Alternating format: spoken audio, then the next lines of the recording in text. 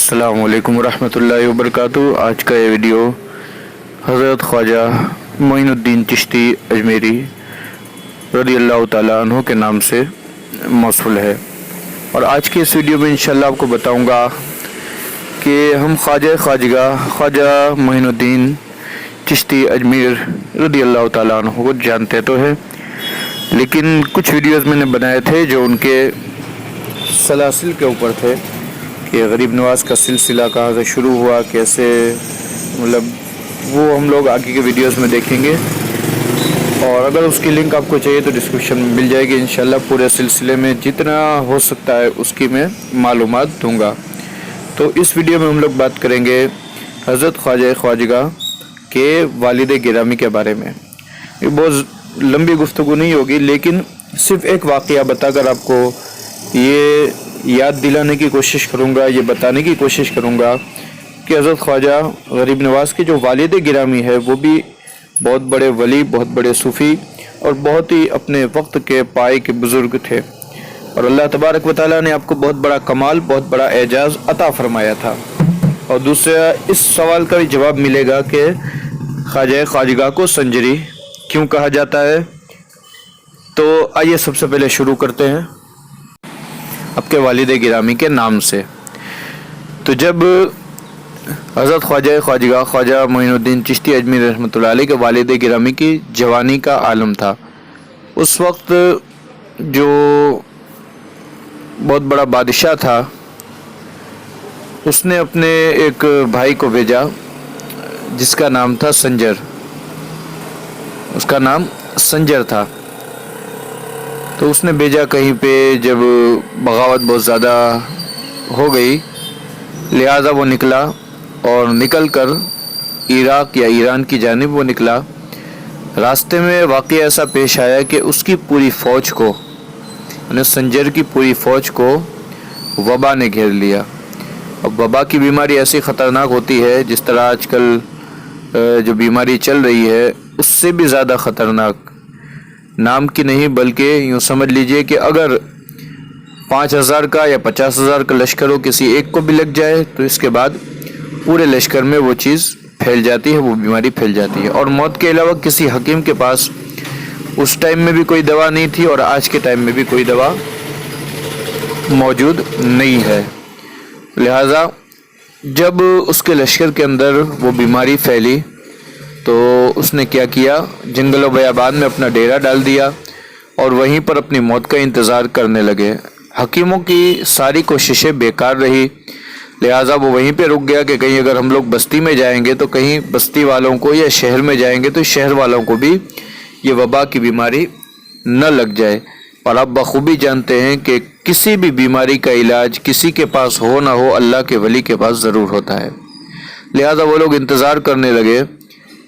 देखा कि सामने से एक काफ़िला आ रहा है और थोड़ा सा दूर है, तो उसने एक शख्स को भेजा कि जाओ और काफ़िले वालों को इत्तला कर दो कि यहाँ से न गुज़रे बल्कि थोड़ी दूर से ही गुज़र जाए, इसलिए कि अगर यहाँ से गुज़रेंगे तो हमारी वबा की बीमारी उन्हें भी लग जाएगी। लिहाजा उसने क्या किया, एक शख्स को भेजा और कहा कि आप यहाँ से न गुज़रिए, इसलिए कि हमारी जो फ़ौज के अंदर है वबा की बीमारी फैल चुकी है, लिहाजा आप यहाँ से न गुज़रे बल्कि थोड़ा सा दूर से गुज़रे। तो उसी फ़ौज के अंदर ख्वाजा मोइनुद्दीन चिश्ती अजमेरी रज़ियल्लाहु ताला अन्हु के वालिद गिरामी हज़रत ख्वाजा ग़ियासुद्दीन रहमतुल्लाह अलैह भी मौजूद थे, जो अपनी जवानी के शबाब के आलम में थे, यानी जवानी थी भरपूर। वो आगे आए और कहा कि बताओ कि आपका जो बादशाह है या आपका जो सिपह सालार है वो कहाँ है, आपकी फ़ौज का? कहा फ़ला जगह पर। कहा ठीक है, मैं चलना चाहता हूँ। तो उन्होंने कहा कि मैं पूछ के आता हूँ। वो पूछने आए तो संजर ने कहा कि नहीं, आप किसी को आने की इजाज़त नहीं है, इसलिए कि बीमारी वबा की है, वबा का मामला है, मैं नहीं चाहता कि मेरी वजह से या मेरी फ़ौज की वजह से किसी की जान जाए।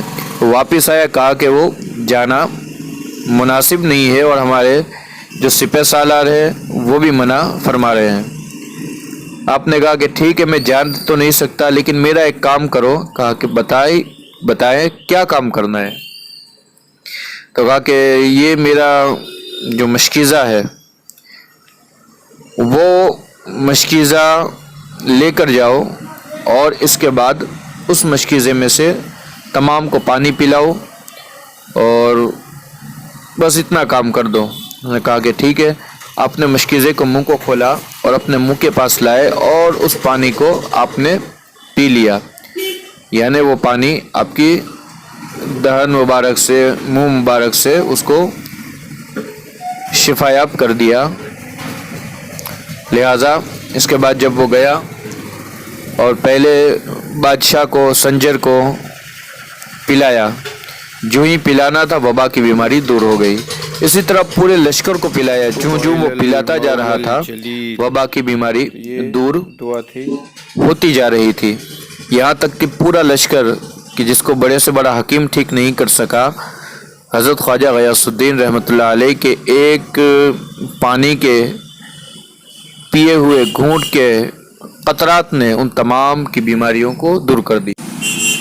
اس کے بعد کیا تھا، وہ چل کر آیا، آپ کی قدم بوسے گی اور کہا کہ آپ کا نام بتائیے۔ آپ نے کہا کہ نام کی کیا ضرورت ہے آپ کو؟ کہا کہ نام کی اس وجہ سے ضرورت ہے کہ کل لوگ پوچھیں گے کہ آپ کو شفایاب کس نے کیا، تو مجھے میں بتا تو سکوں کہ مجھے انہوں نے شفایاب کیا ہے۔ آپ نے فرمایا پہلے یہ بتاؤ کہ تمہارا نام سنجر ہے؟ کہا کہ ہاں۔ کہا سنجر تو ایک گاؤں کا نام ہے، پھر آپ کا نام سنجر کیسے پڑا؟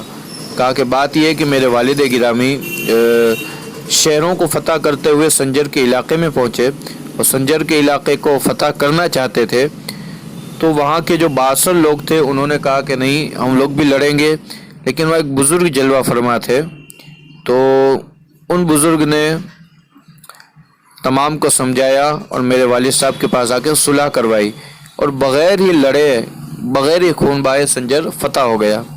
اور میرے والد گرامی کو اس بزرگ سے اتنی محبت ہو گئی، اتنی الفت ہو گئی کہ بہت ہی زیادہ اب ساتھ میں رہنے لگے۔ اور اس کے بعد جب وہاں سے نکلے اور پھر میری جو پیدائش ہوئی، تو اس کے بعد آپ کو وہ بزرگ سے اتنی محبت ہو گئی تھی کہ آپ نے میرا نام ہی اس گاؤں کے نام پہ، اس شہر کے نام پہ رکھ دیا کہ سنجر۔ تو یہ بات تھی کہ میں میرا نام سنجر رکھ دیا، اور اسی وجہ سے جو انہیں اس بزرگ سے محبت ہو گئی تھی، تو اس وجہ سے یہ تمام واقعہ پیش آیا۔ کہا کہ سنو، جس بزرگ سے تمہارے والد صاحب کو محبت ہو گئی تھی وہ اور کوئی نہیں ہے بلکہ میرے دادا حضرت خواجہ کمال الدین تھے۔